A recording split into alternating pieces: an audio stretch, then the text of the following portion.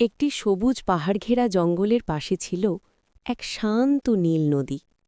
সেই নদীর ধারে থাকত একটি সুন্দর হলুদ নীল রঙের পাখি।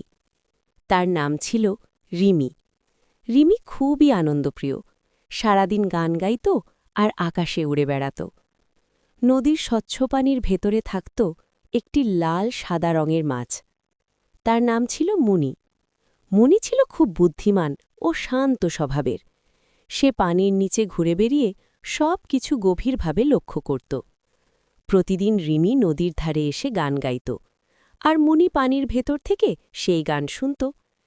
একদিন রিমি নিচে তাকিয়ে বলল, ওহে মাঝবন্ধু, তুমি কি আমার গান শোনো?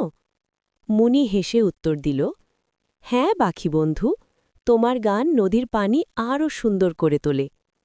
ধীরে ধীরে দুজনের মধ্যে গভীর বন্ধুত্ব হয়ে গেল, একজন আকাশের আরেকজন পানির বন্ধু।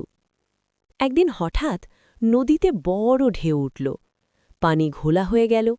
মুনি পথ হারিয়ে ফেলল। রিমি আকাশ থেকে সব দেখল। সে উঁচু গাছে বসে জোরে জোরে ডাকতে লাগল, যাতে মুনি শব্দ ধরে দিক খুঁজে পায়। রিমির ডাক শুনে মুনি নিরাপদ জায়গায় চলে এলো। বিপদ কেটে গেলে মুনি বলল, আজ তুমি না থাকলে আমি বাঁচতাম না। রিমি হেসে বলল, বন্ধু মানেই তো বিপদে পাশে থাকা।